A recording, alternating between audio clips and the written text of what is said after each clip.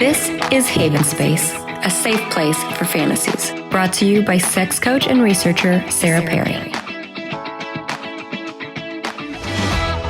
Hi folks, this is Sarah Perry. I wanted to talk today a little bit about how to approach people that you don't know and how to flirt with someone that you like, especially in today's society where consent is such a huge deal and so is respect. So in the era of the hashtag #MeToo movement, how do you approach someone that you could potentially be interested in without being disrespectful and also being flirty enough and forward enough that they actually take you into consideration, right? So I think the most important thing to remember is that it is not new to respect someone's body and their boundaries. So if you feel like you're inside of someone's bubble, so I call that the 5-foot space. In Krav Maga, we call it the 5-foot space because that is the space where you are no longer safe, the space where someone could actually reach out and touch you if they wanted to. If you're inside of someone's 5-foot space, then know that already you're kind of breaking a certain boundary. So you've already established that you're approaching them for some reason. You don't necessarily have to actually reach out and touch someone to get their attention because they already can realize that you're inside of their space. So personal bubble is the number one rule. When you're inside of someone's bubble, then you better make yourself known and you better have some type of conversation initiation. It's totally okay to say hi to someone. It is not okay to tell somebody to smile because people don't owe you a smile. So people that look like they're having a terrible day, 100% don't need anybody telling them to smile. A good rule of thumb is if you wouldn't want someone saying it to you in prison, then don't say it to people out in public. For some reason, there's like a weird dynamic in the world where men especially think that it's acceptable to tell women things that they think cheer them up, like, wow, you look beautiful, or give me a smile, or you look so much prettier when you smile, or even you look cute when you're mad. All of these things are actually super degrading, and the only thing they do is show that someone is judging you when you didn't give them permission to. So also remember that when you're talking to someone, especially when someone is a stranger, if they were distracted by someone else, don't interrupt. Take time to wait for them to have a breach in conversation. Maybe listen to what they were saying and interject and say, I'm so sorry, I was listening, but I wanted to share that this was my experience with something similar. Or, it seems like you're having a rough day. Can I get you a drink?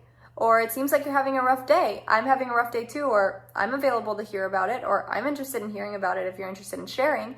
And then sometimes just that interaction, being an open interaction without someone seeming like they're demanding something from you, is enough to be invited and feel welcome and feel ready to open to someone. So that might be a good approach. Another thing I would suggest also is consider that anytime you compliment someone on something they are physically, and something especially that they didn't choose, you're not actually giving them a compliment. You're demanding attention.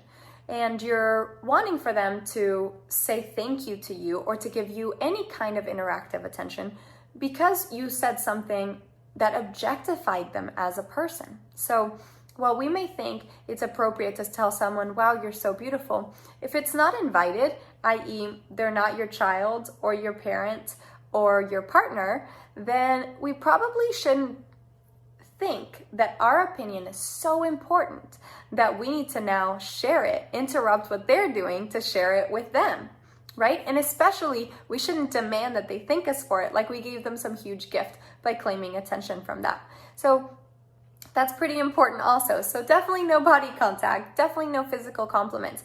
There are things that you can compliment. You can compliment someone's drink order, for example, if you're at a bar. If someone orders a drink that you think is crazy, you could say, wow, that's a crazy drink. That's really interesting. How'd you start drinking that? You can make conversation about things that have a lot more to do with their choices than what they are like physically, and especially if they didn't have a choice. The reality is that people don't want to be approached just because they're pretty. People want to be approached because they seem interesting.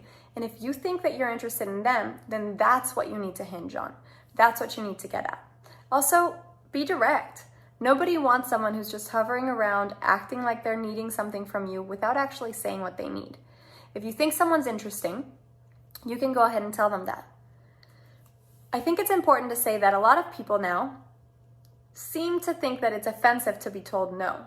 Rejection actually brings about hate and rude comments back. It's happened to me personally that people who have tried to approach me, even strangers on the street who have asked for my phone number, when being rejected, have completely turned it around and then started calling me names. This is an action that we really need to take a stand against. We really need to do better than to make people feel terrible because they weren't interested in getting to know us.